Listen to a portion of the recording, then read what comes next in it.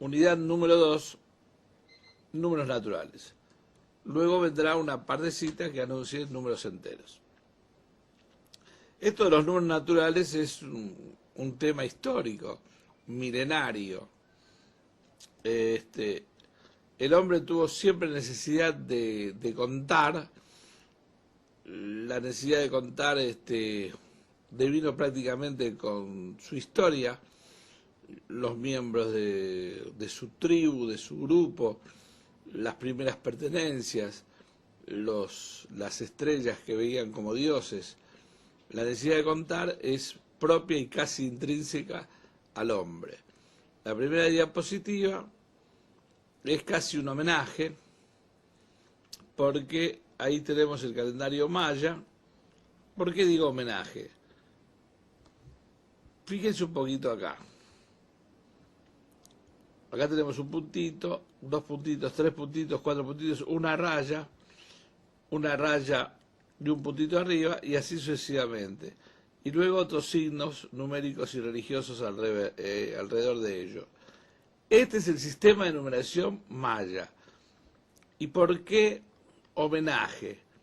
Porque los mayas, o por lo menos de lo que se sabe hasta ahora por las investigaciones realizadas, siempre se descubren cosas nuevas, quizás dentro de 10, 15, 20, 50, 100 años esta verdad cambia, pero actualmente se sabe que los mayas fueron la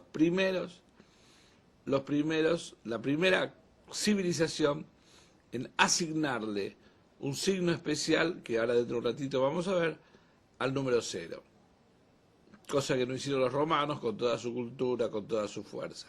Ni tampoco los griegos, cuya filosofía se sigue estudiando hoy. Fueron los mayas, territorio americano, península de Yucatán, cerca de México, quienes vieron la necesidad de utilizar un signo especial para la 0 cantidad.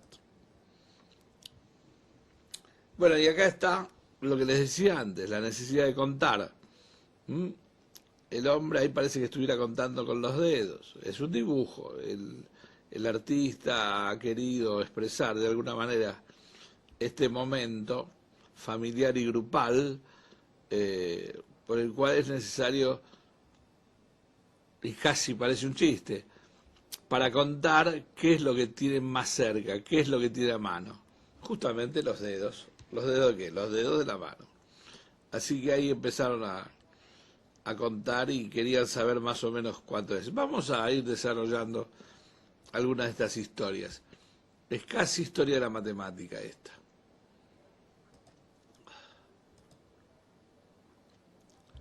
¿Cómo se organizaron las maneras de contar? ¿Cómo?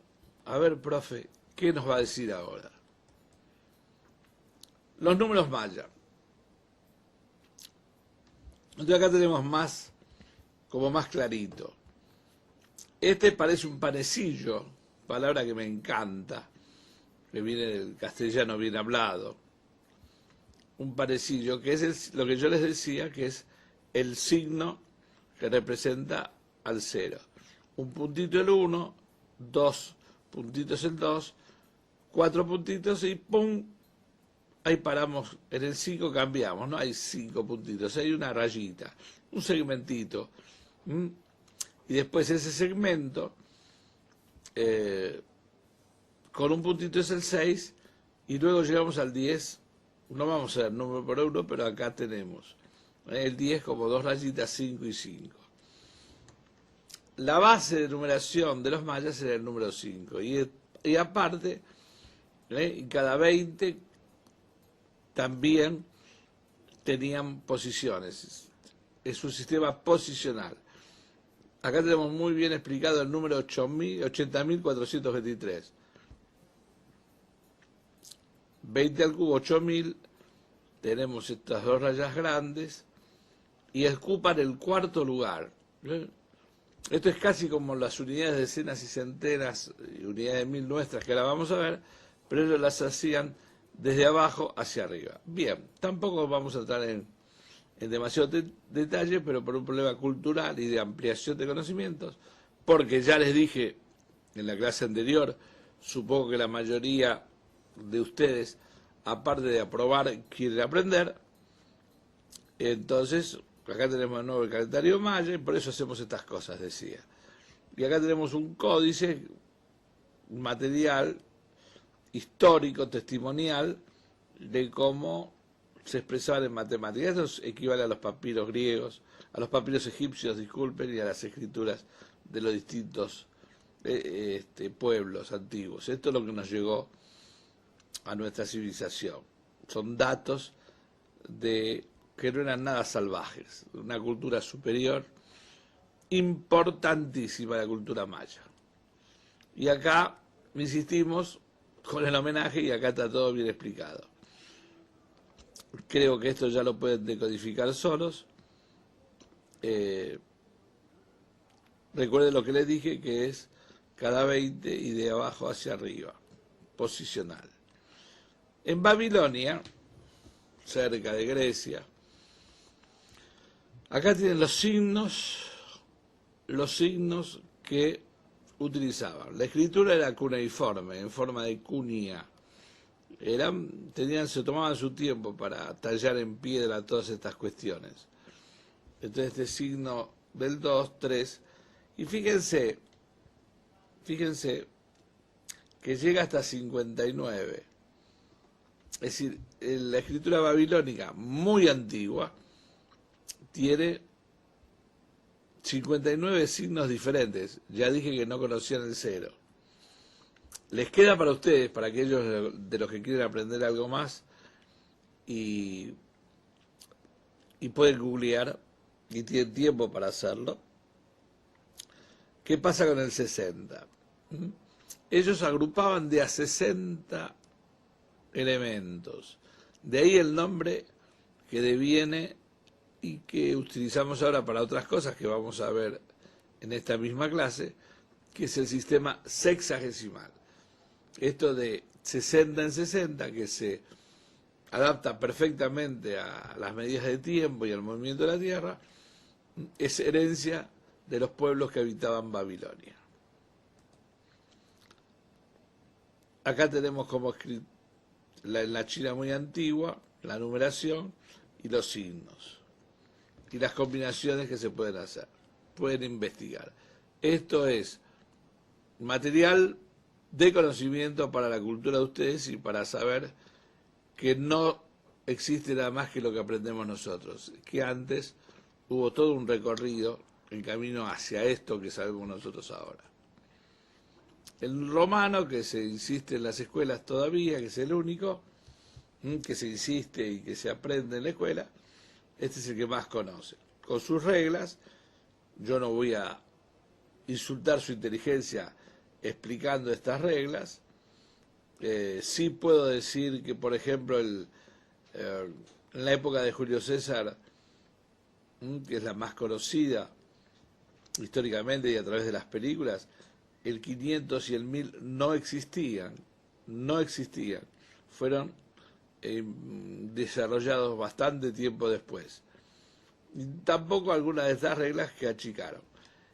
El sistema romano de numeración, igual que el griego, los griegos amaban a la geometría y a la aritmética, no le dieron demasiada importancia. Son sistemas bastante complicados, o mejor dicho, todo lo contrario, bastante sencillos, con los cuales, por ejemplo, no se pueden hacer operaciones, no respetan la posición y solamente son aditivos, es decir, acá vemos cómo se suma. El 10 más el 5, el 50 más el 10, 60. Se van sumando de acuerdo con estas reglas y digamos que solamente es aditivo, no es posicional y no tiene cero. Y acá tenemos, como para que ustedes repasen, controlen algunos numeritos. Me parece, la encontré esta laminilla y me pareció importante, por si alguno quiere repasar, controlar, ver, pasársela a su hijo, a su sobrino, al amiguito, para que vean el tío, siempre digo, para que vean qué cosas difíciles estudia el tío. Los chicos siempre admiran a los parientes grandes y a los tíos quieren mucho que estudien y les enseñan cosas. Acá tenemos la numeración griega, también con los signos especiales. Hubo una época que los griegos, que también vivieron miles de años, usaron las letras griegas con algún apóstrofe para representar los números. Esta es de alguna otra época. Y acá tenemos también que es aditivo, porque como los romanos saben que la civilización romana es una copia empobrecida de la civilización griega, y acá tenemos también cómo los signos se suman. Entonces decimos que el sistema es aditivo, no es posicional y no tiene cero, lo cual es importantísimo. Y acá tenemos una especie de síntesis, sobre todo la parte superior, de los distintos sistemas, con algunas aclaraciones.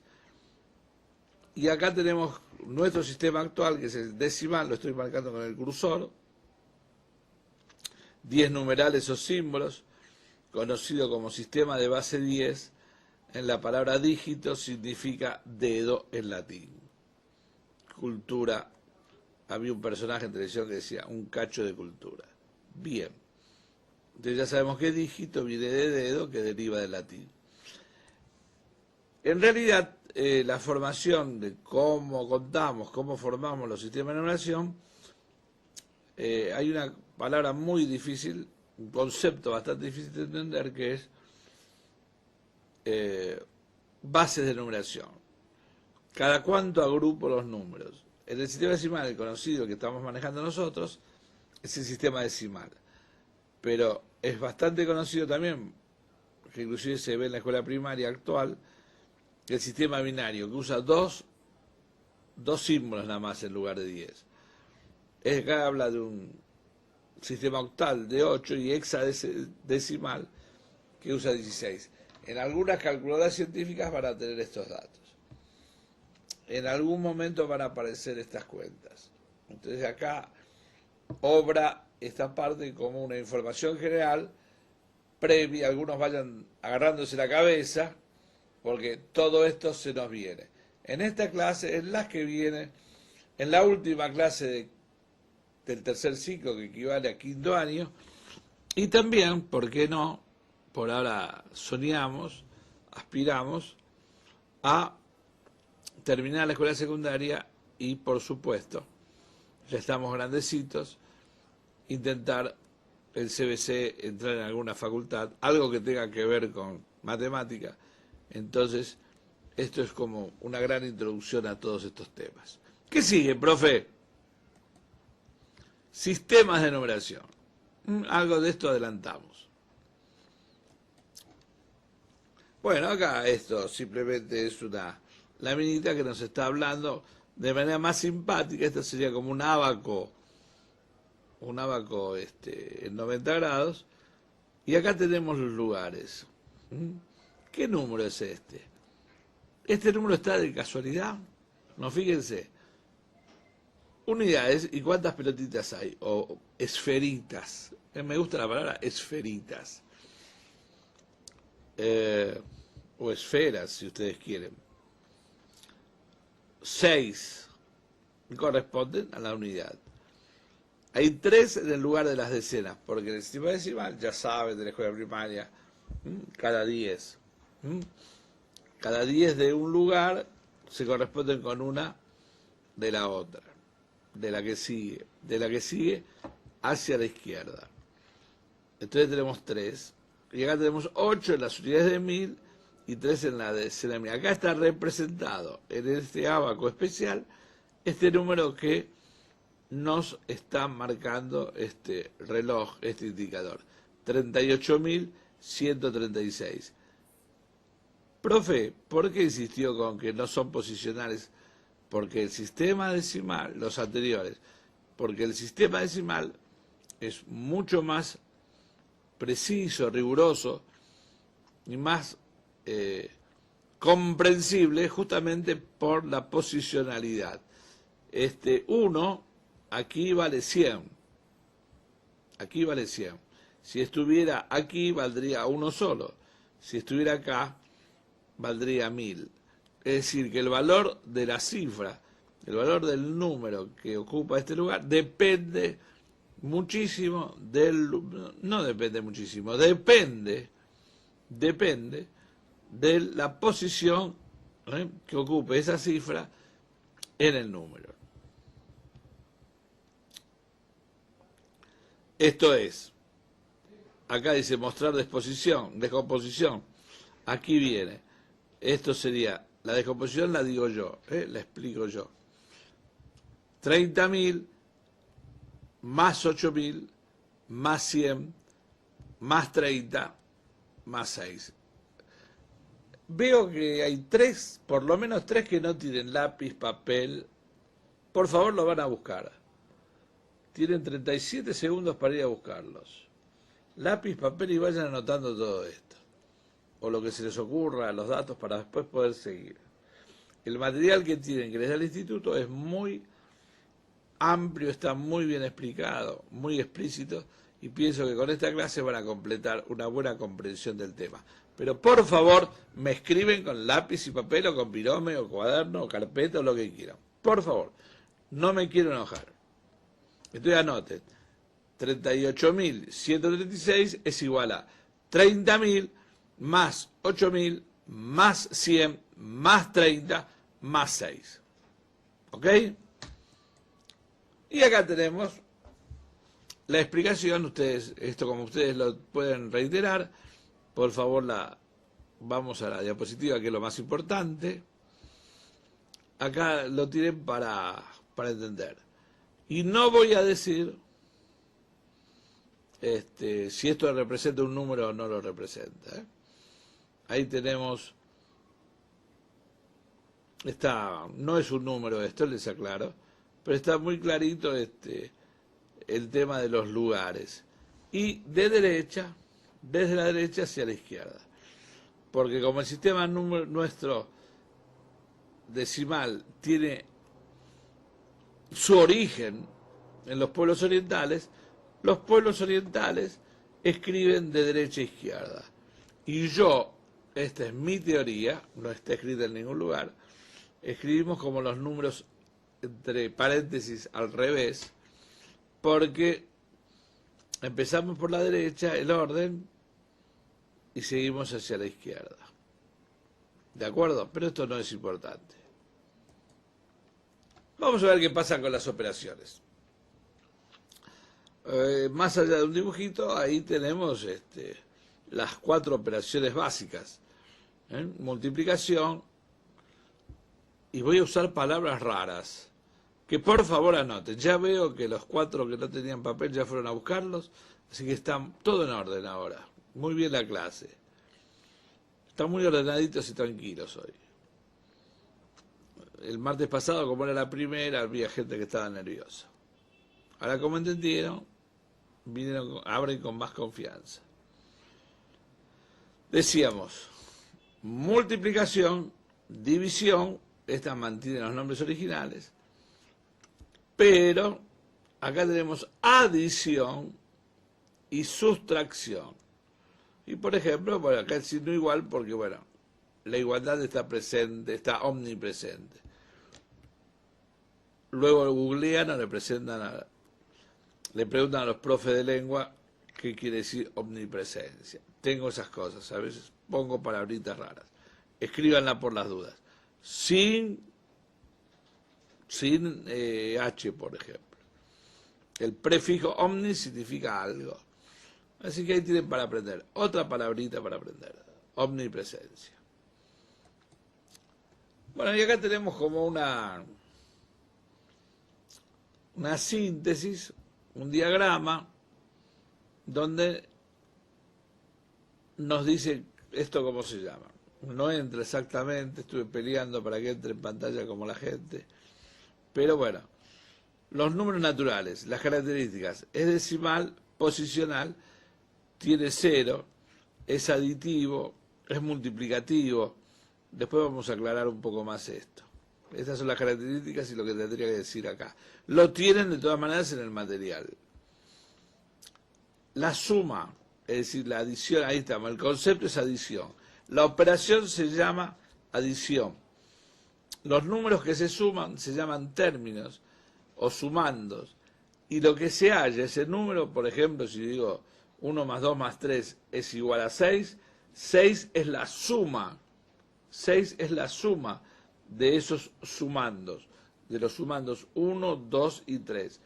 No nos equivoquemos y llamemos a las cosas por su nombre. Y que esto tiene este valor, llamar a las cosas por su nombre. En la resta el concepto es sustracción y tenemos sus nombres especiales. El número, si ustedes me permiten, el de arriba, es el minuendo, de algo estuvimos hablando en la primera clase.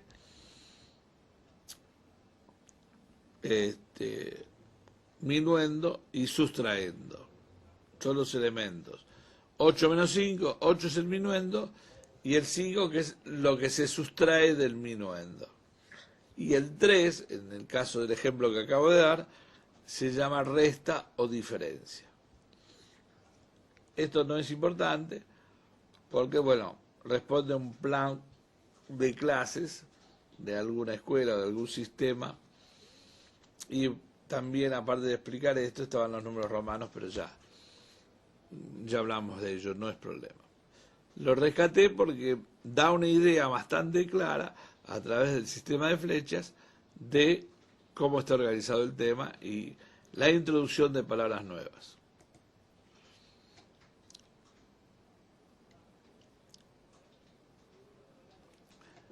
Vamos a suponer que queremos calcular expresiones combinadas.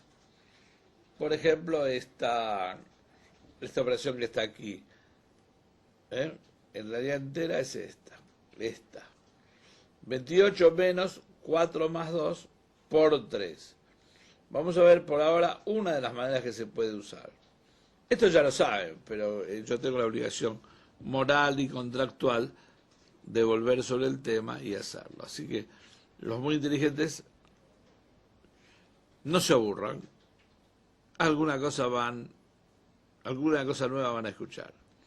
Entonces este paréntesis, que está multiplicado por 3, lo resolvemos. Entonces tenemos 28 menos 4 más 2 por 3. La lectura ayuda mucho a entender el ejercicio. Esto es 28 menos 4 más 2 por 3. Entonces yo estoy oralmente diciendo que primero hay que hacer la suma de 4 más 2, que es 6, luego multiplicarla por 3, y luego finalmente la cuenta de restar. Aquí ya podemos introducir una palabrita que no es nueva para ustedes, pero es nueva en el curso. Ya la están escribiendo. Términos, palabra esdrújula, lleva acento. Entonces, esta propuesta tiene dos términos. Un término está formado nada más que por el número 28, que sería también visto desde el punto de vista como una cuenta de restar. El minuendo es un término solo, y el sustraendo, el segundo término, es una cuenta de multiplicar entre una suma y el número 3. Pues primero tenemos que resolver esto, hallar el sustraendo. En los términos de la escuela primaria, de los problemas de la escuela primaria, tenemos, primer paso, resolver, averiguar cuál es el sustraendo. Segundo paso, efectuar la cuenta, obtener el resultado, que es todo este desarrollo que estamos acá.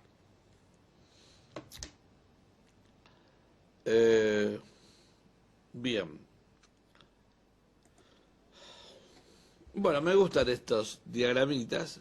Y acá tenemos las operaciones con los números naturales.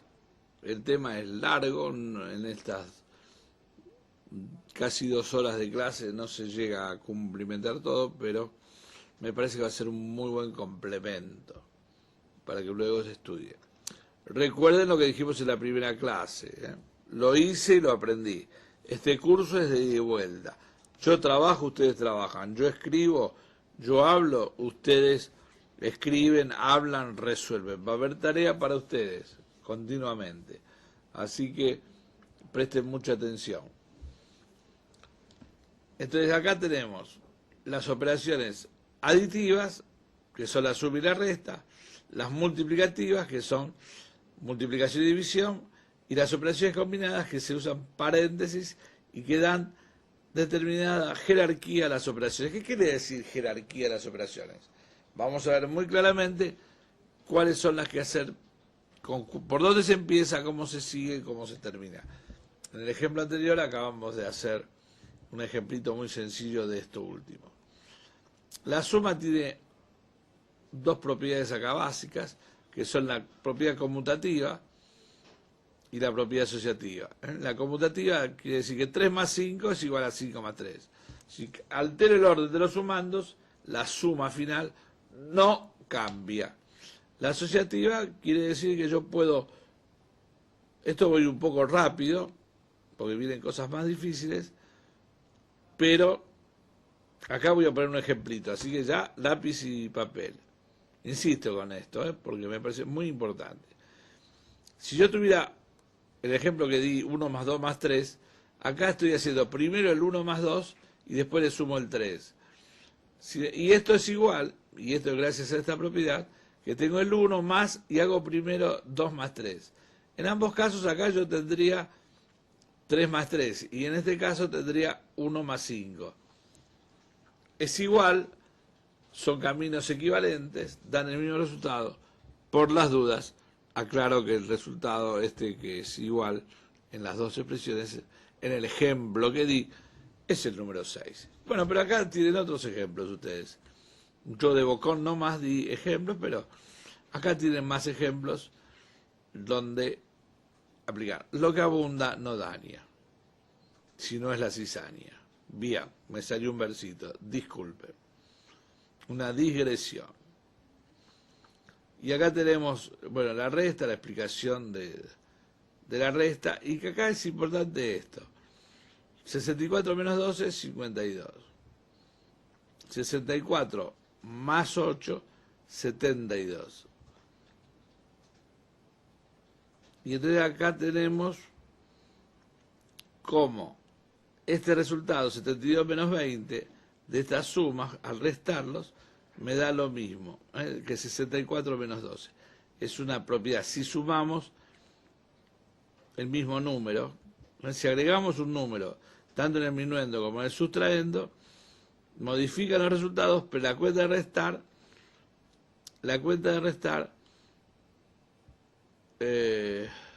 o el agregado, mejor dicho, de números, no influye.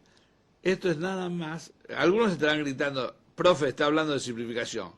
No, vamos a reservar la palabra simplificación para cuando multiplicamos y dividamos. Acá vamos a usar para algo estamos en el secundario, vamos a usar palabras difíciles para impresionar a los sobrinitos y a los hijos. La propiedad cancelativa. Acá es como si estuviéramos cancelando, si cancelamos el 8, el resultado es el mismo, 52, 52. Multiplicación conmutativa, asociativa, las mismas propiedades, hay algunas otras, el elemento neutro, el cero, después veremos si aparece, si no lo comentaremos aparte. Y el comportamiento que tienen el 0 y el 1, yo quiero enseñar todo, pero después no da el tiempo. El 0 y el 1 tienen, frente a estas operaciones, tienen distintas conductas. Acá tenemos la conmutativa, que la conocemos de acá de la suma, y la asociativa es lo mismo. Esta es una propiedad nueva que vincula, nueva en el sentido de que aparece ahora en el curso, y que de alguna manera vincula, relaciona las dos operaciones. Es importante que se vayan acostumbrando, no hoy, no ahora, con el tiempo. Nótese el tono con que lo digo. con el tiempo, ni dentro de media hora ni la semana que viene. Con el tiempo se tienen que ir acostumbrando a poder entender cuando las propiedades o las cuestiones o las definiciones están escritas en forma simbólica. A por B más C es A por B más A por C. Y tiene que tratar de ser entendido. Por supuesto, apoyamos con números, son siempre más fáciles, pero como que tenemos que obligar a nuestro cerebro a que esto, de a poquito, por favor, no se entusiasmen, a poder entender la parte simbólica. Con esto van a avanzar muchísimo más cuando lean algún libro en un ataque de insomnio, por ahí, ¿qué voy a hacer? No puedo dormir. Bueno, agarran un libro de matemática o miran estas clases, se duermen enseguida. Buenos remedios, la matemática es un buen remedio contra el insomnio. Bien. Seguimos y bueno, profe, a ver qué pasa con las operaciones combinadas. Mira el tiempo que nos llevó esta diapositiva. Esperemos que sea provechoso y comprensible. Entonces, el uso del paréntesis. Entonces, usamos los paréntesis, tenemos multiplicación y división, tenemos sumas y restas. Entonces, generalmente cuando tenemos un ejercicio combinado, que ahora vamos a ver unos cuantos ejemplos, o varios ejemplos, primero hallamos los términos. Hacemos primero las cuentas de multiplicar y de dividir. Y finalmente las sumas y restas. Ahora después lo vamos a ver con distintos ejemplos. Acá, por ejemplo, en este que está aquí, dice 25 menos 4 por 3 más 2. Entonces, primero hacemos la cuenta de multiplicar, la cuenta de sumar, 3 más 2, 5. Después resolvemos, estamos en aquello que habíamos dicho con el lenguaje de escuela primaria. Primer paso, hallar el sustraendo. Habida cuenta que esta es una cuenta de restar. Es 25 menos todo lo que está ahí atrás. 25 menos 20, resultado final 5. ¿Listo? Listo para esta diapositiva. Trabajó mucho. Le damos, la jubilamos. Este es otro tema que cuando se habla de multiplicación y división son los criterios de divisibilidad. Ustedes, yo acá los pongo, está muy lindo esto. Esto tiene que ver más que nada, lo leen, lo tienen en los materiales. Esto tiene mucho que ver y muchas aplicaciones en todo lo que tenga que ver con multiplicar, dividir, inclusive en geometría, con los números. Por ejemplo, si yo hablo del número 36, entonces, bueno, es número par, entonces es divisible por 2. La suma, 36, la suma de sus cifras es 9, que es un múltiplo de 13, entonces también es divisible por 3. Sus dos últimos dígitos, 36, forman un múltiplo de 4. Claro, 36 está en la tabla del 4, 4 por 9. No es divisible por 5. No es divisible por 5, sí es por 6. Pero ¿qué particularidad? ¿Por qué estoy hablando de 36? Porque 36 lo puedo descomponer como producto de sus divisores. De 2, por ejemplo. Entonces digo 36 por 1, dame un poco de pantalla o poneme en alguna esquinita. Gracias. O mantenerme ahí en una esquinita, así pueden ver al mismo tiempo los criterios. En este no se puede. Bueno. Perdón, Beto, estoy exigiendo de más. Bueno, ustedes lo tienen de todas maneras ahí, pueden volver. Les decía 36.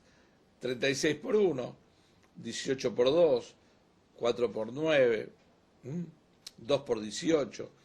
Fíjense que en la clase anterior vimos rectángulos. No tuvimos tiempo de hablar de perímetros y superficies. Pero fíjense que como una aplicación de este criterio de divisibilidad a la geometría, ustedes ahí tienen distintos tipos de rectángulos,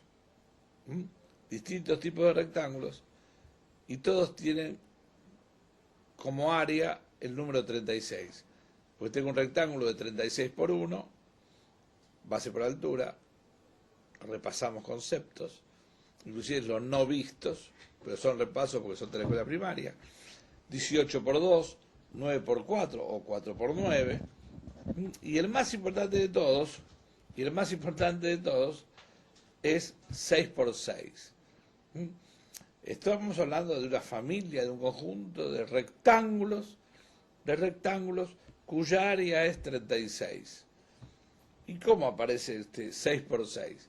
Habíamos dicho en la clase anterior, si no repasen, que el cuadrado es una clase especial de rectángulos. Es un rectángulo de 4 lados iguales.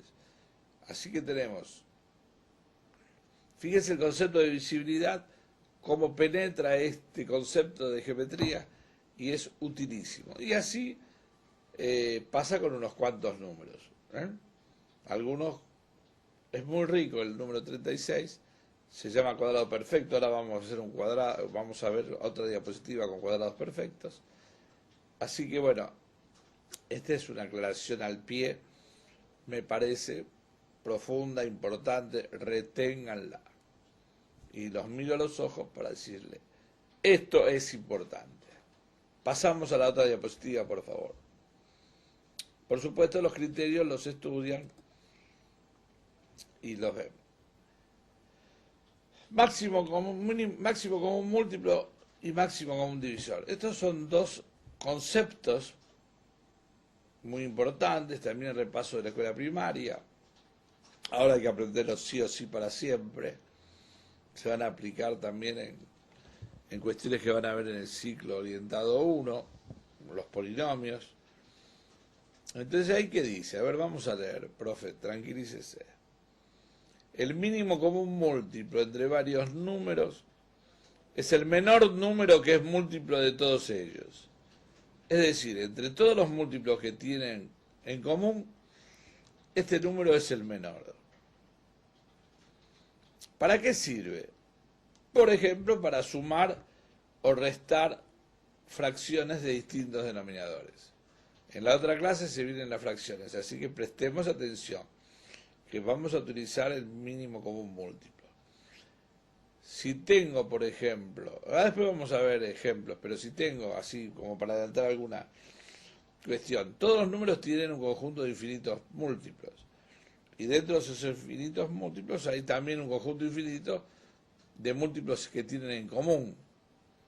Por ejemplo, el 4 y el 6 tienen muchos múltiplos, algunos no coinciden y otros sí coinciden. Por ejemplo, el 12, el 24, el 36. De todos los infinitos múltiplos comunes que tienen el 4 y el 6, 12 es el menor de todos ellos de los comunes. Entonces hablamos de mínimo porque es el más chico, el menor. Porque es común, porque es de los dos.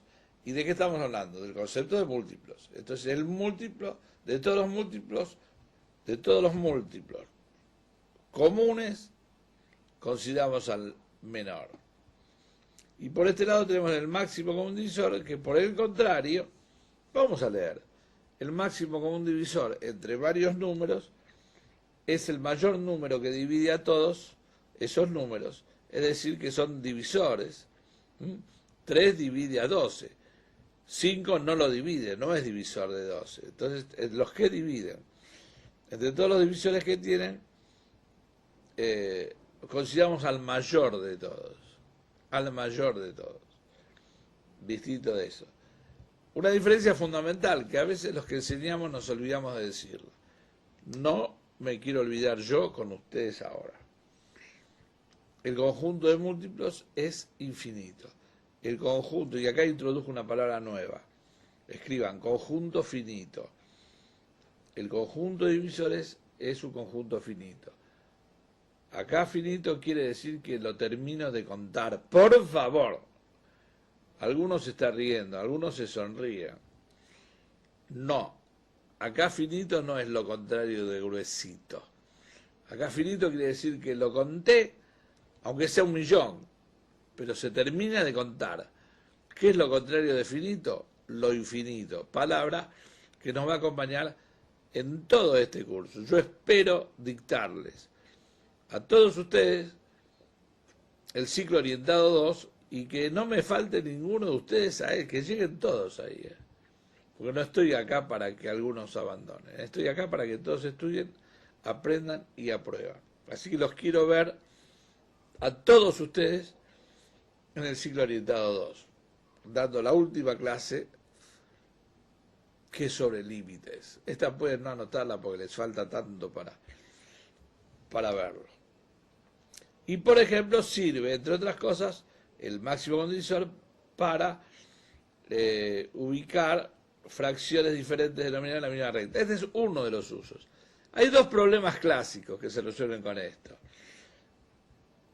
Por ejemplo, el máximo común divisor resuelve aquellos problemas que, por ejemplo, tengo objetos de distintas, por ejemplo, esferas, ya que estamos con las esferas de distintos colores, con distintas cantidades, y quiero armar bolsas con la misma cantidad de objetos de esferas cada uno, el menor número de paquetes posible. Entonces, si tengo 18, 24, 36 por ahí, entonces el máximo común divisor me va a indicar la cantidad de paquetes de bolitas que puedo armar con esto. Y el mínimo común múltiplo resuelve un problema mucho más conocido, las maestras y los maestros de la primaria los aburrieron con estos problemas. Lo que más se usa es los trenes que salen a distintos horarios, los aviones que salen, los barcos que salen. Trenes, barcos, uno sale cada hora, otro sale cada 7 minutos, el otro sale cada... ¿Cuándo vuelven a salir juntos? Entonces, este tipo de problemas se resuelven con este instrumento, el cálculo de este concepto que es el mínimo común múltiplo. Voy a espiar la que sigue y voy a volver rápidamente a esta. No, esta es la anterior. Viene el cálculo. Bueno, la observación que voy a hacer la dejo para después. Entonces, ¿cómo se calculan? A ver, profe. Cálculo del máximo común divisor. Miren qué clarito que está. Ni tengo que hablar. Se descomponen los números en factores primos. No hablamos de números primos y compuestos. Aprovecho ahora. ¿Qué es un número primo? Es aquel que solo puede ser dividido por uno y por sí mismo. Los números primos tienen dos divisores. Entonces, si yo tengo, por ejemplo, 36 y lo descompongo como números primos y me va a quedar 4 por 9, 2 al cuadrado por 3 al cuadrado. Escriban esto. 36 es igual a 2 al cuadrado por 3 al cuadrado. Esto no va a aparecer en la... Así que escríbanlo porque si no se pierde esto que estoy diciendo yo ahora. Estamos cumpliendo con el número 36 la descomposición de los números en factores primos. Si tengo 14, lo pienso como 2 por 7. Doy más ejemplos. Entonces se consideran los factores comunes con el menor exponente. Después esto lo vamos a aclarar con un ejemplo, que lo hay muy bueno. Si puede aparecer algún factor que los comunes, y vamos a tomar en cuenta los que figuren con el menor exponente, o dicho de otra manera, el menor número de veces que aparece. Por ahora esto lo dejamos acá, después lo terminamos con el ejemplo. Cálculo del mínimo común múltiplo. Yo sé que hay una señora que no le gusta la combinación de colores, pero no vine a enseñarles plástica, sino matemática. Y elegí estos colores porque se destacan los conceptos que queremos marcar.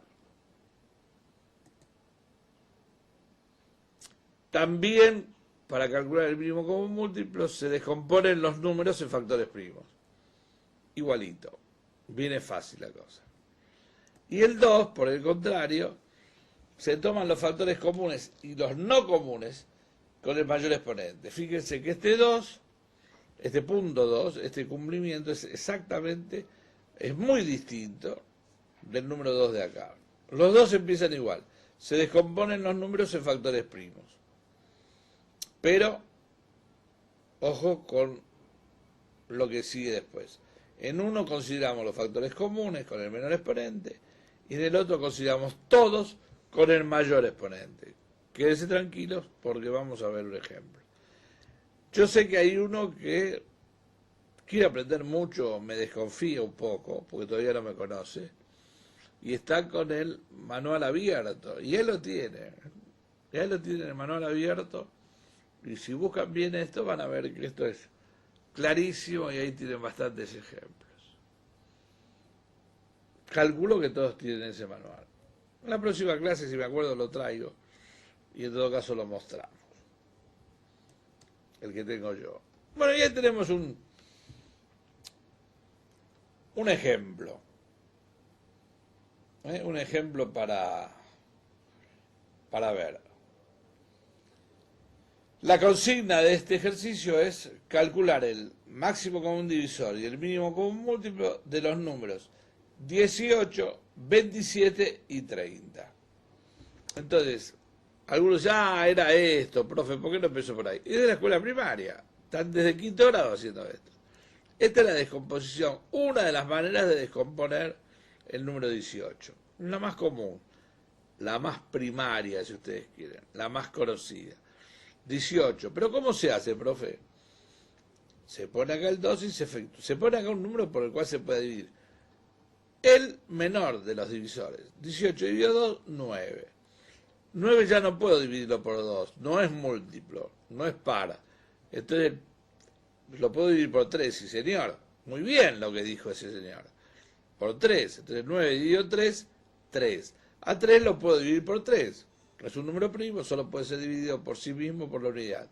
3 dividido 3, 1. Cuando aparece el 1 acá, se terminó. Y entonces aquí escribimos una síntesis del 18. 3 multiplicado 2 veces, que se lee 3 al cuadrado. Todavía no expliqué potenciación, pero ustedes lo saben. 3 al cuadrado por 2. Es decir, 2 por 3 por 3. 3 por 3 es 3 al cuadrado. Bien. Esta es la síntesis de este 18. Acá está 18 descompuesto en sus factores primos. Pasamos rápidamente al 27. 27, 3.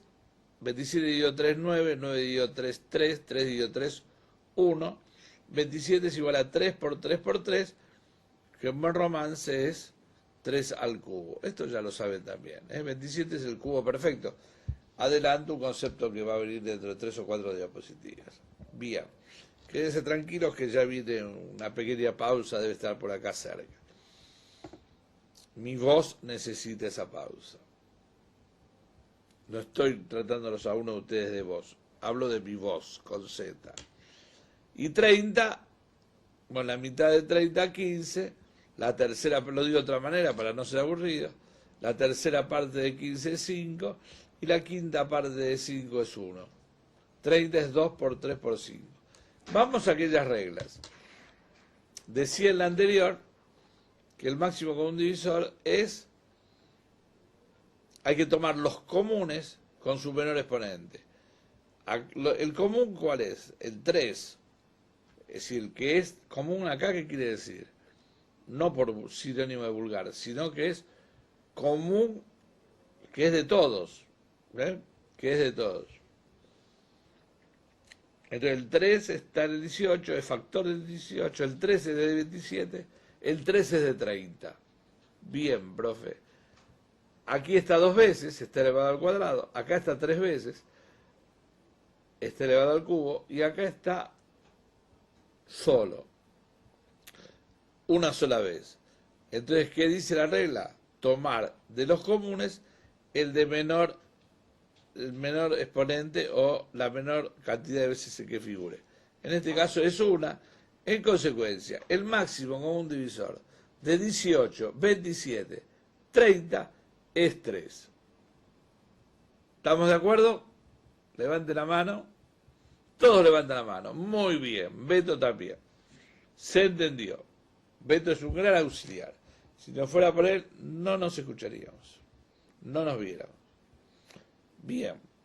Son los famosos que están atrás de la cámara. Bueno. Ahora para el mínimo común múltiplo tenemos ya esto hecho, ya, porque este lo hicimos para las dos cosas. ¿Y qué dice la regla que vimos? hay que considerar los factores comunes y no comunes. Todos. El 3 porque es común, ya está. Pero el 5 hay que agregarlo porque está en el 30. Y el 2 también porque está en el 18. Y en el 30 está. Hay que todos los factores que intervienen. Pero ojo, el mayor número de veces que aparecen, esto lo digo yo, con lenguaje de escuela primaria, la regla que vimos que dice, con su mayor exponente. Con su mayor exponente o con el mayor número de veces en que aparece, son expresiones sinónimas, equivalentes. Estoy diciendo lo mismo. Cada uno adopta una de las dos, con la cual algunas le va a calzar mejor que otros la explicación. Le doy dos maneras de entenderlo. El mayor exponente o la mayor cantidad de veces en que aparece. Y entonces tengo 3 al cubo por 5 por 2. Entonces acá tengo 27 por 5 por 2 igual a 270. Acá estoy tentado y lo digo, acá voy a aplicar la propiedad para hacer cuentas rápido, digo, para darles un secretito de entre casa. Hago primero 5 por 2, 10, estoy aplicando la propiedad asociativa, y entonces 27 por 10, 270, y lo puedo hacer para asombro de mi sobrinito o de mis hijos, que son chiquitos, hago la cuenta mentalmente, lo cual me va a dar un prestigio increíble en la casa, en el barrio, en el pueblo. Poder hacer los cálculos mentales. Potenciación. De hecho, la potenciación es una multiplicación abreviada. No los puedo engañar. En lugar de multiplicar varias veces un número, el mismo número, por ejemplo, 5 por 5 por 5, le digo 5 al cubo. ¿Qué quiere decir? Ahí tengo elementos que son el exponente, la base y la potencia, el resultado. Entonces este número chiquitito, que es el exponente, me está indicando el número de veces, profesor, hable bien, la cantidad de veces que el factor A está multiplicado. A al cuadrado quiere decir que tengo que multiplicar 2 veces el número A. 17 al cubo, no lo vamos a hacer, quédese tranquilo, no se desmaye. 17 al cubo quiere decir que 17 al cuadrado es 2, 17 al cubo es 3, quiere decir que tengo que multiplicar 17 por 17 por 17. Yo sé que hay uno que ya está ganando la calculadora, elemento que también tienen que tener al lado, y ya está haciendo 17 por 17 por 17. Me lo comenta después, ahora mismo, si está comunicado, o en el foro, el resultado de 17 al cubo. Entonces quedó clarísimo. Pero esto quedan como dos definiciones. Las potencias de exponente cero, por definición, siempre vamos a decir que la potencia cero de cualquier número es 1. No sé si me queda claro. De cualquier número. ¿Qué dice, profe? 171 a la 0, 1. 1.724.225, no es necesario que anoten, a la 0 es 1. 1 billón, con B larga, 1 billón, 2, a la 0 es 1. Está claro, ¿no? Cristalino, cristalino. Y, por supuesto, esto es una obviedad, pero es necesario explicitarla, aclararla por las dudas. La potencia de exponente 1, todo número elevado a la potencia 1 es igual a sí mismo. Ni siquiera lo pongo. A a la 1 es igual a. Es el propio número. Los cuadrados, ya lo dijimos, los cubos también. Sigamos. Habíamos dicho de los cuadrados perfectos. Acá tenemos los primeros 10 cuadrados perfectos. Esto es lo que decíamos de la relación con la geometría, ¿verdad? Entonces tenemos acá un cuadrado con 4 cuadraditos de 1 de lado. 1, no lo pongo, 4, 2, esto como mide 2, 2 por 2, 4. El 1 por supuesto no lo pongo. Acá tengo 3 por 3, 9. 16, 4 por 4. Y después continuamos, 5 al cuadrado, y el que dijimos antes, 6 al cuadrado, 6 por 6, 36. Estos números son los primeros cuadrados perfectos. Este es Quiero escucharlos a ustedes. Muy bien, 10 al cuadrado, 10 por 10.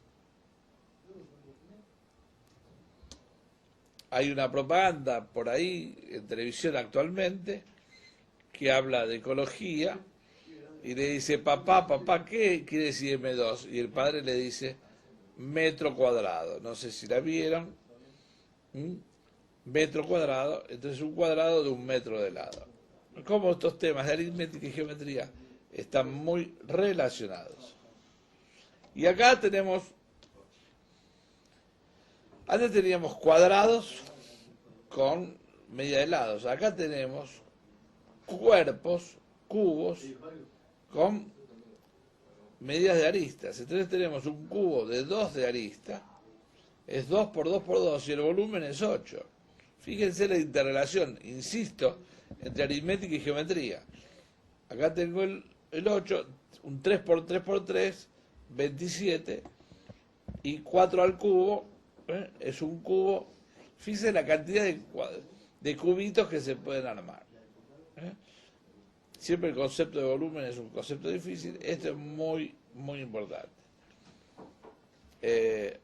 5 al cubo, 5 por 5 por 25. Esto se ve que está tomado y después pertenece a algo que después había que apretar. Acá está tomada nada más que la figura. Pero creo que se entienden los dos, ¿sí? El anterior, con los cuadrados perfectos, está vinculado con la figura cuadrada. Y esta con las figuras, con los cubos, las figuras cúbicas.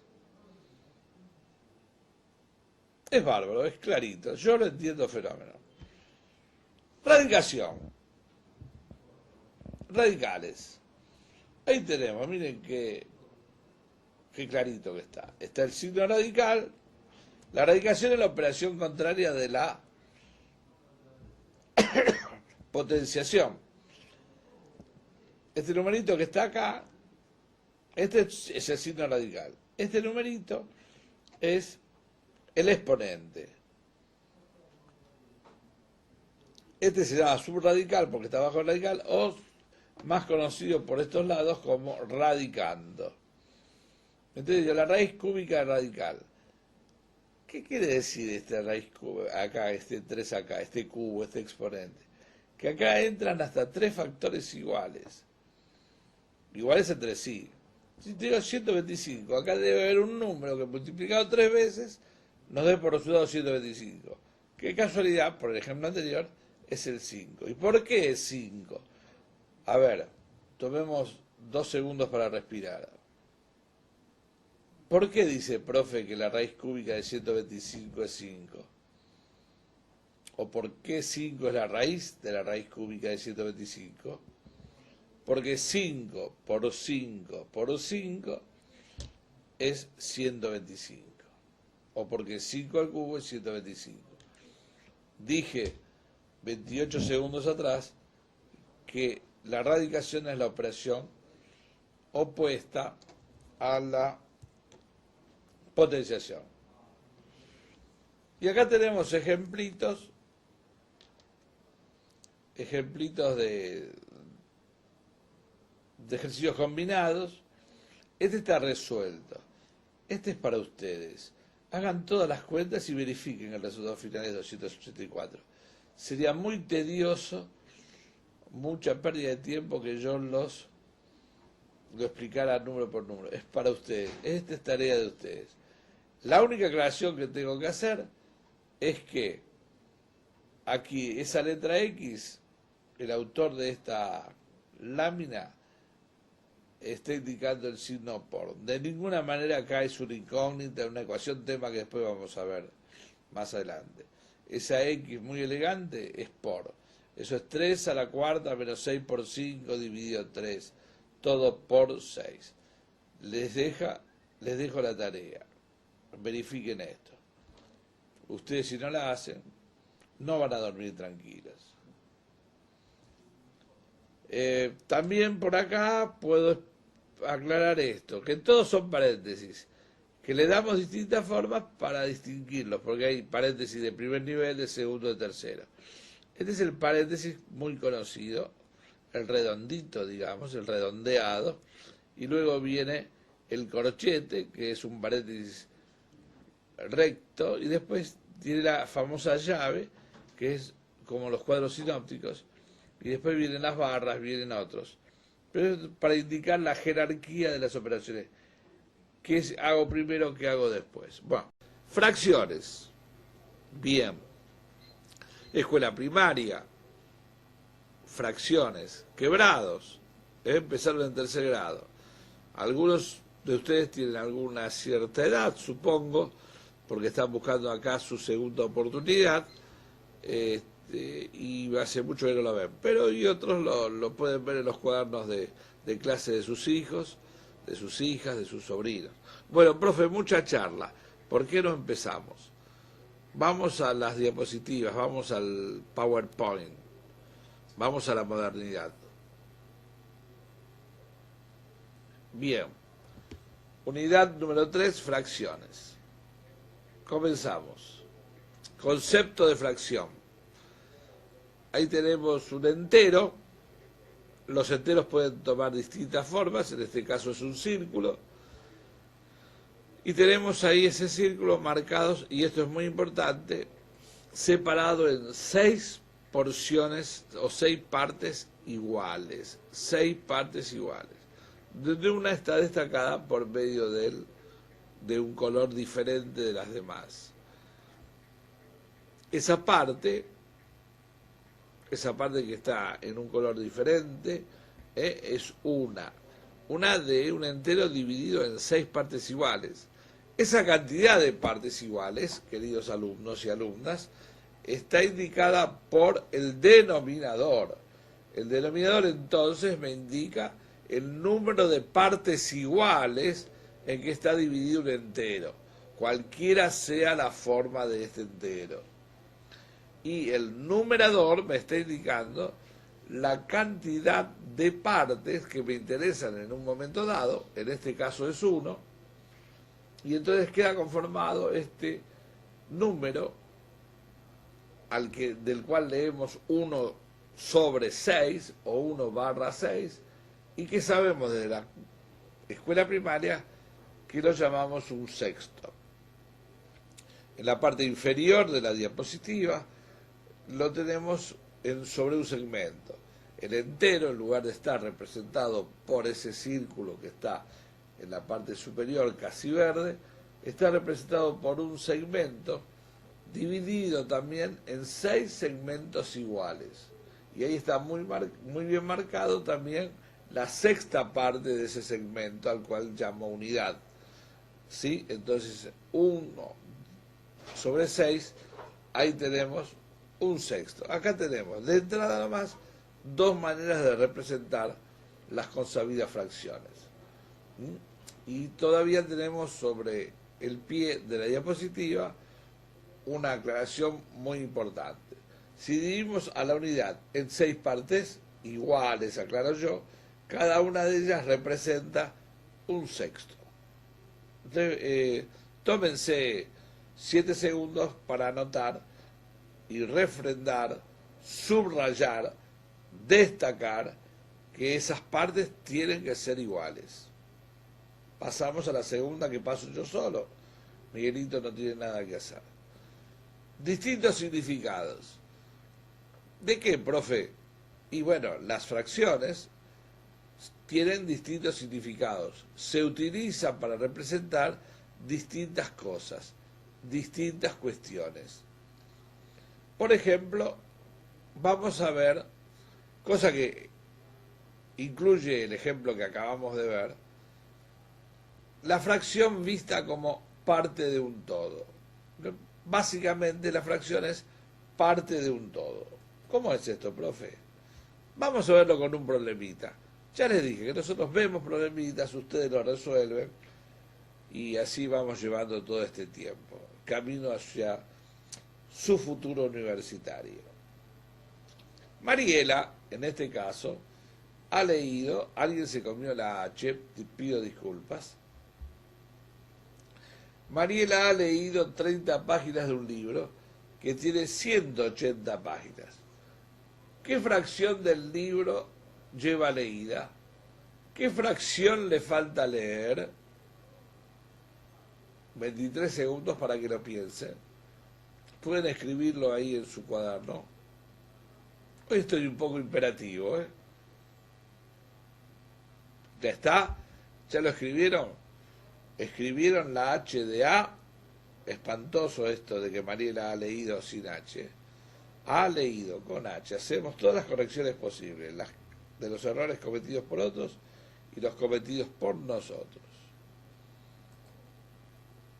Y ahí tenemos, 30 son las páginas leídas, 150 es el total de páginas leídas, la fracción 30 sobre 150 nos está indicando la fracción del libro que lleva leída. No sé si está la respuesta a la segunda pregunta. ¿Es necesario que yo, insultando su inteligencia, les diga qué fracción le falta leer? Estimo que no. No lo voy a decir. No me acuerdo si en la próxima diapositiva está, pero yo no se los voy a decir.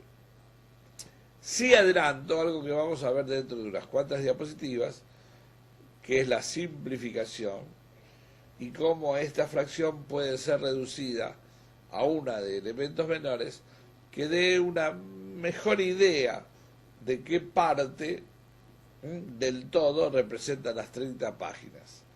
Veremos qué sigue. A ver, profe. ¿Anotaron ya la...? Sí, yo veo que todos anotaron. No sé si están todos bien, pero sé que todos anotaron qué fracción le falta leer. No está. También a la fracción la podemos ver como un operador. ¿Qué es un operador? Un número que sirve para hacer una cuenta, para operar, para hacer operaciones. A ver en qué caso se presenta. En un club de 640 socios, 5 octavos juegan al fútbol. ¿Cuántos socios juegan al fútbol?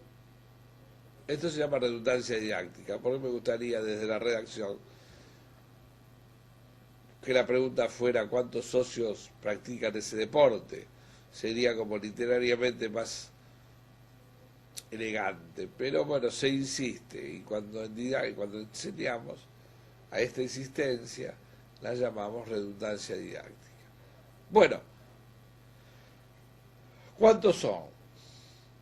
¿Qué piensan ustedes que hay que hacer acá? ¿Cómo es este asunto? En principio yo les hago esta pregunta, se me ocurre ahora, no estaba pensada. ¿Van a ser más o menos que 640 socios los que juegan al fútbol? Profe, ¿qué dice? Si son los 5 octavos, seguro que va a dar menos. El resultado es menos de 640. Pongámonos de acuerdo. Aquí no tenemos problema. Bien. Volvemos atrás. Porque... En un segundo volvemos atrás porque acá empieza otro tema. Acá falta el cálculo. Y entonces, ¿por qué como operador? Porque la cuenta que tenemos que hacer, la operación que tenemos que hacer, escriban por favor, agarren lápiz, virome, 5 octavos por 640. Y profe, todavía no sabemos multiplicar fracciones. Bueno, yo les cuento un camino alternativo. Podemos dividir, podemos calcular cuán es... Primer paso, a ver, volvamos a la escuela primaria, no se ponga el guardapolvo blanco. Van a una escuela primaria nocturna que no necesitan llevar guardapolvo. Acá podemos calcular la octava parte de 640. ¿Ya está? ¿Ya la saben? Es 80, ¿verdad? Porque hay que hacer 640 dividido 8. 64 dividido 8, 8 porque 8 por 8 es 64. Lo digo de memoria con los ojos cerrados, por suerte no salgo en cámara. Es muy aburrido esto. Entonces, un octavo de la matrícula societaria de este club es 80 socios. Y si 5 de esas partes iguales 5/8 de todo el club juegan al fútbol, 5 por 80 da 400. Entonces 400 socios son los que juegan al fútbol aquí. Socios y socias, digamos. No sé, las chicas juegan fútbol también. Ahora están jugando rugby, he visto por ahí, más allá de la del boxeo. Y entonces este 5/8 es el concepto que vamos a desarrollar acá. Ese 5/8 opera sobre 640. De ahí que digamos que la fracción vale y sirve y tiene como función ser un operador. Muy bien, profesor, le salió clarísimo. Clarísimo. Continúe. También la fracción puede ser vista como porcentaje. ¿Qué quiere decir esto? Otro problemita. ¿Qué porcentaje del grupo son varones? Es necesario comparar la parte correspondiente a los varones con el total de personas del grupo. Vamos a suponer que tenemos un grupo cualquiera. Suponga, en el caso anterior, o en otro caso, ¿qué porcentaje de un grupo son varones? Entonces tenemos que, es necesario, repito, comparar la parte correspondiente a los varones con el total de personas del grupo. Se puede expresar la relación par de todo con una fracción para un total de 100 alumnos. Para tener una idea, a lo mejor hay 398 personas, hay 1597 personas, a lo mejor hay 10.007 personas. No, profe, nosotros vamos a suponer que son 100, como si fueran 100. Y entonces, ¿qué pasa si fueran 100? Entonces, decimos, si cada 4 personas, por ejemplo, 3 son varones, de cada 100 alumnos, en este caso son alumnos, entonces 3/4 de 100 es 75. Y entonces, y por favor, si Miguelito puede y me poncha, quiero... Ahí está, me ponchó muy bien. Miguelito, los miro a los ojos. Esto que les voy a enseñar ahora es para siempre. Está prohibido olvidárselos. Me pongo serio, pongo mirada escrutadora, los miro a los ojos y les digo, 75 por 100 es 75 por cada 100. Lo digo al revés, por cada 100 que haya, 75 cumplen la condición pedida. 75% es 75 por cada 100. En este caso son 3/4, y entonces si fueran 1000 serían 75, las 3/4 partes, es decir, 750 serían varones. Y si fueran 2.328.425, y bueno, dividiríamos por 4, multiplicaríamos por 3, hallaríamos el 75% de esa cantidad enorme que dije, y entonces sí calculamos esto. Esta es la idea de utilizar a las fracciones como porcentaje. Sigamos con las diapositivas, por favor. Como razón. A ver, razón. No, esto me suena a otra cosa, pero ¿qué es una razón, profe? Veremos, aprendamos. El diario de la esquina vende 3 revistas por 5 pesos. ¿Cuántas compró con 10 pesos? Por favor, ¿cuántos segundos le puedo dar? Miguelito está diciendo 19 segundos. Es exigente también, ¿eh? Tienen 19 segundos para contestar. Bien, 18, 19. ¿Cuánto dinero necesito si quiero comprar las 18 revistas?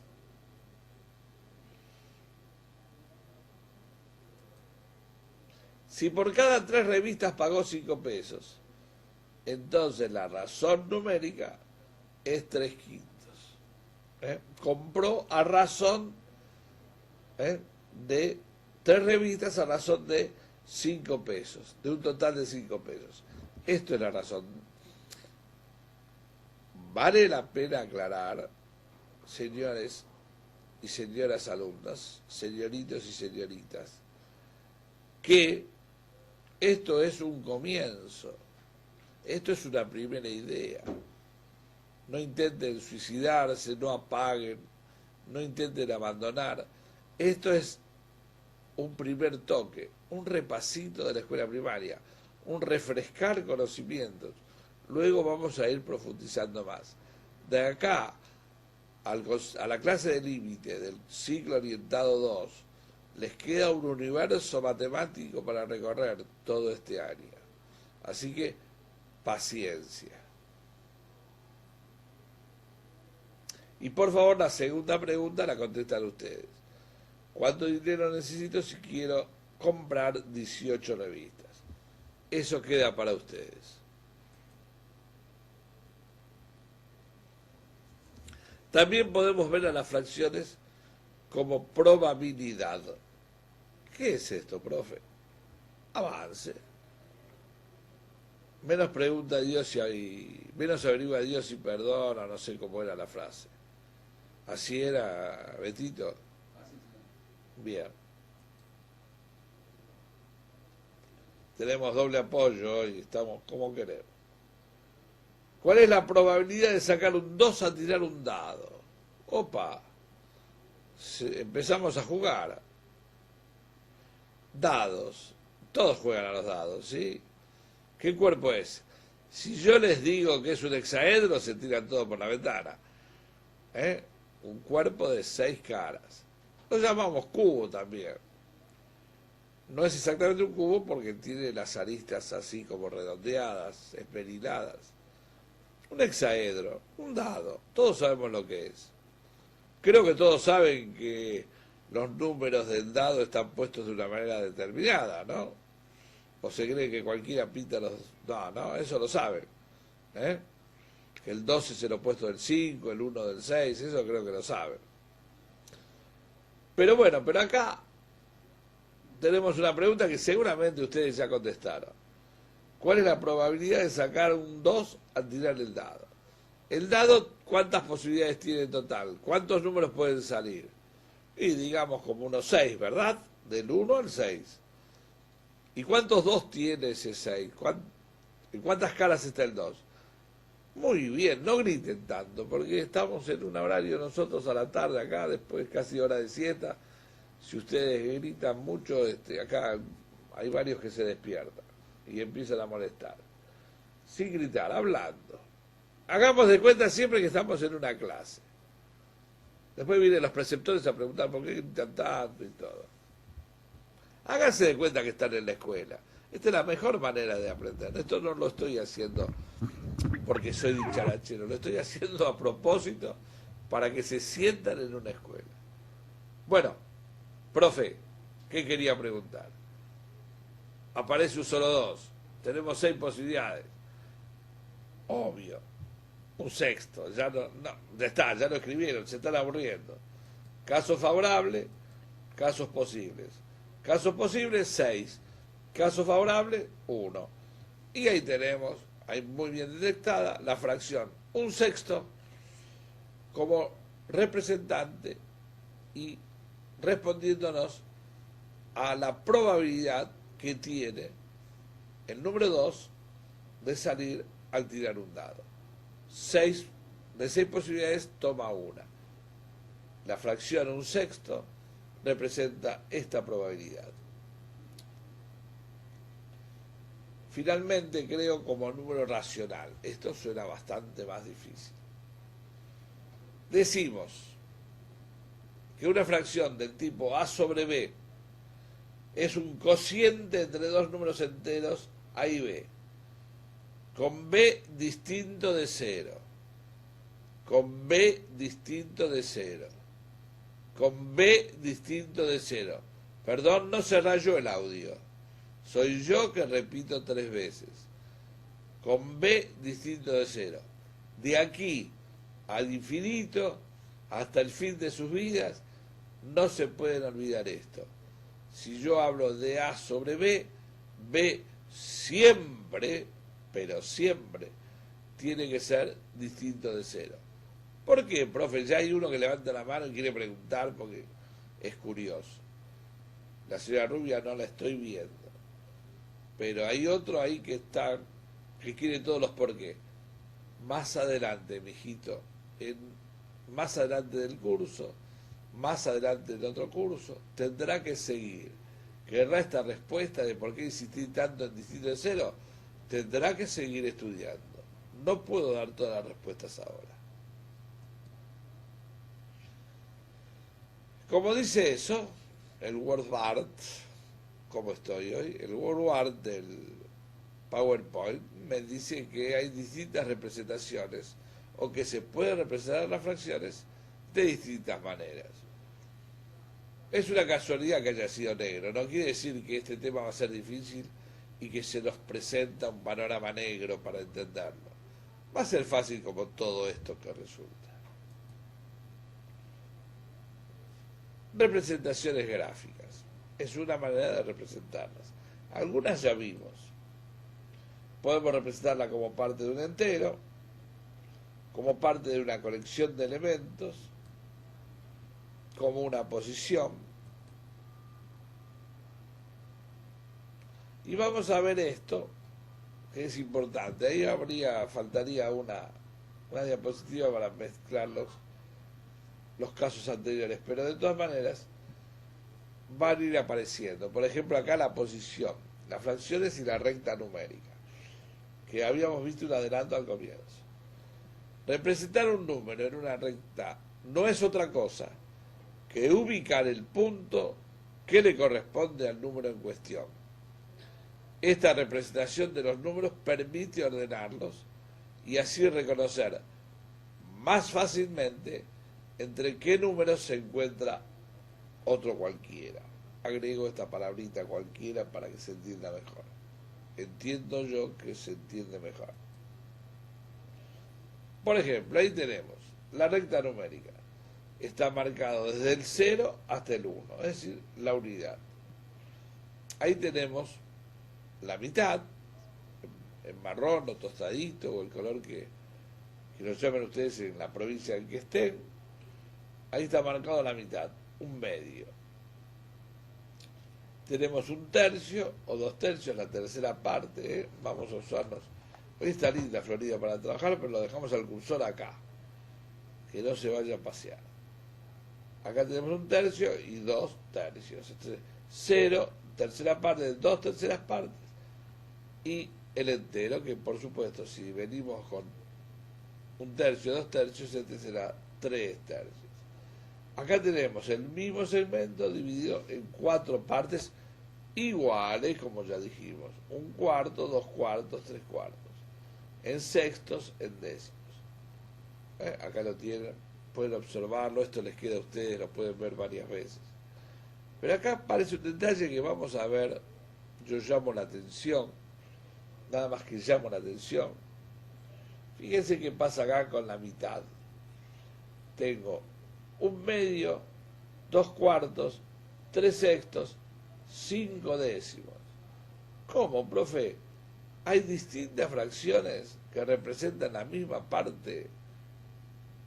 Y acá por lo menos tenemos 4 alumnos. Esto llama la atención. Esto va a ocurrir. Acá tenemos 1/3 y 2/6. Esto va a ocurrir. Va a ocurrir. Esto va a tener un nombre. Por ahora es una curiosidad que yo resalto. Porque el tema de esta diapositiva es representar fracciones en la recta numérica. Que después saquemos conclusiones. Bienvenidas sean, porque quiere decir que estamos aprendiendo y creciendo en matemática. Fracciones equivalentes. Caramba, profe, qué rápido viene el concepto. Entonces ahí que dice que las fracciones que representan el mismo punto en la recta numérica o la misma cantidad son fracciones equivalentes. Caramba. Volvemos a la imagen anterior. Miguelito no hace nada, el profe lo hace. Ahí tenemos la imagen anterior que dijimos. Y ahí tenemos. Entonces resulta que eso que nos resultó curioso, ahora tiene nombre y apellido. 1/2, 2/3, 3/6 y 5/10 son fracciones equivalentes. ¿Por qué? Porque son representadas por el mismo punto, representan el mismo lugar en la recta numérica. Hasta me entusiasmo para decirlo. ¿Hay algunos más? Y por ejemplo, 2/3 y 4/6. 2/3 y 4/6. Son fracciones equivalentes. Y fíjense que casualidad, o no, o causalidad, el entero 1 también es representado por 2/2, 3/3, 4/4, 6/6 y 10/10 en este caso. Y les dejo la pregunta, ¿dónde va a estar ubicado 100 centésimos? ¿Dónde va a estar ubicado 1728 sobre 1728?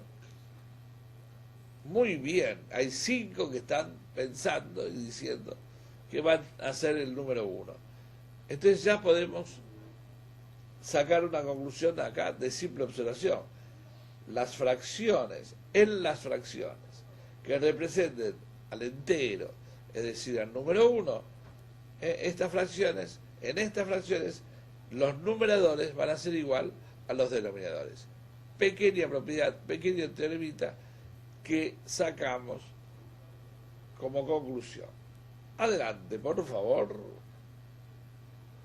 Entonces estamos viendo el concepto de fracciones equivalentes, volvimos para atrás, lo repasamos. Las fracciones que representan el mismo número entero en la recta o la misma cantidad son fracciones equivalentes.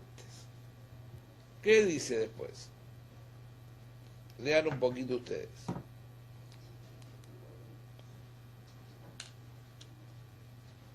Siempre puedo encontrar una fracción equivalente a partir de multiplicar el numerador y el denominador por el mismo número. Caramba, esto es nuevo, profe, léalo de nuevo. Ustedes léanlo también, en voz alta, siempre se aprende mejor leyendo en voz alta. Pero yo los acompaño a esa lectura. Siempre puedo encontrar una fracción equivalente a partir de multiplicar el numerador y el denominador por el mismo número. Ojalá haya ejemplos. Y acá hay una aclaración y una propiedad. Cuando se trata de fracciones equivalentes, los productos cruzados son iguales. Ejemplo, por favor. Veámoslo en gráficos, qué suerte.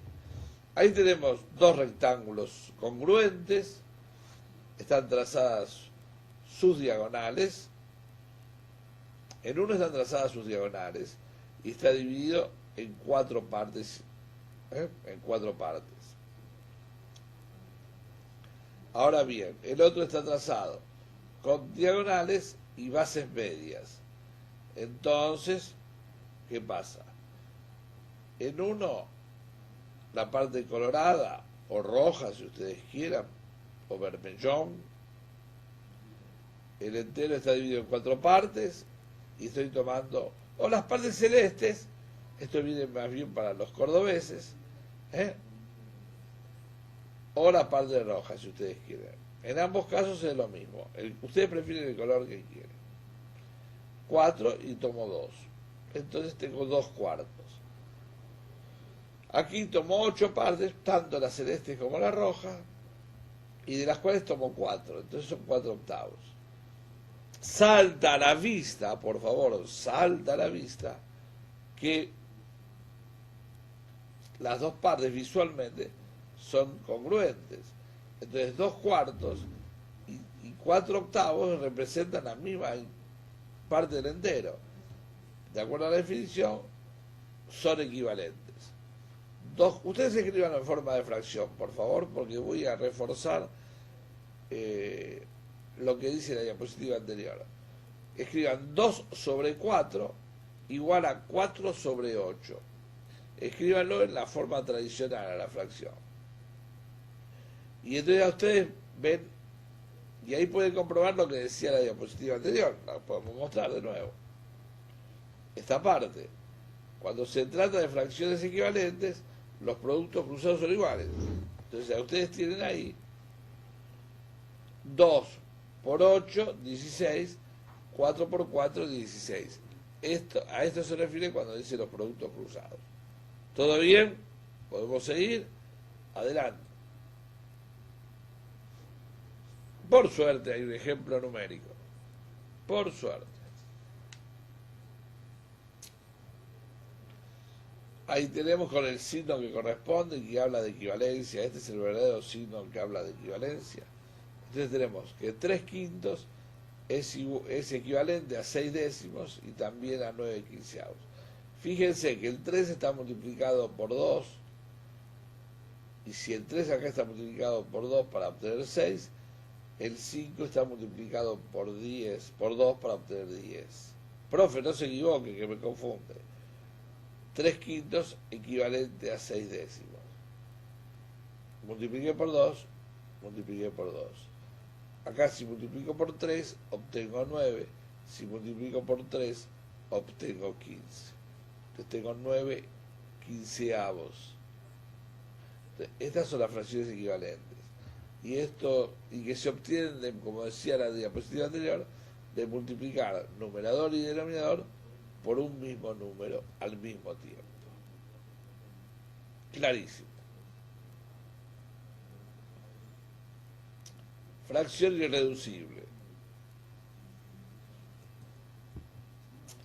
Es aquella fracción que se obtiene luego de efectuar todas las simplificaciones posibles. Profe, no hablamos de simplificación posible. ¿Qué es simplificar, profe? Y bueno, volvamos. Apareció un concepto nuevo. Ustedes ya lo saben, pero yo tengo la obligación de repasarlo. Por ejemplo acá, si yo tengo 6 décimos, puedo dividir por 2 y obtengo esto. Y 10 lo divido 2, obtengo 5. Si a 9 lo divido por 3, obtengo el 3. Si a 15 lo divido por 3, obtengo el 5. Entonces, para equivalentes, puedo ir en este sentido que estoy haciendo ahora con el cursor, o por el contrario, por acá. Voy a poner 2 palabritas nuevas que no sé si aparecen, pero me gusta agregar cosas. Ustedes escriben ahí. Cuando voy de acá para allá, es decir, de menor a mayor, estoy amplificando la fracción. Amplificando. Profe, ¿la está haciendo más grande? No. Estoy amplificando los números haciendo más grandes los números que la forman. Pero la fracción sigue siendo las 3/5 partes. Los 3/5. Nada más que uso números más grandes para representar la misma parte. Esto es de muchísima utilidad. Es de muchísima utilidad para temas que vienen. Y si voy al revés, profe, ¿qué pasa? Y si voy al revés, es decir, si divido, entonces, si de acá para allá amplifique, entonces ahora vamos a usar una palabra más sencilla, más conocida por lo menos de la escuela primaria, desde la escuela primaria. De acá para allá simplifico. Entonces, amplifico, simplifico. Simplificar tiene que ver con dividir. ¿Dividir siempre, profe? No, toda vez que se pueda. Y amplificar tiene que ver con multiplicar. Multiplicar sí, hasta infinito. Volvemos al concepto anterior. La fracción irreducible es aquella fracción que se obtiene luego de efectuar todas las simplificaciones posibles. Sigan diciendo ustedes si les hago el mismo la pregunta. En el ejemplo anterior, que yo no lo voy a poner en pantalla, que ustedes lo escribieron, ¿cuál es la fracción irreducible? Muy bien, les dije que no griten. 3/5. Excelente, vamos por muy buen camino.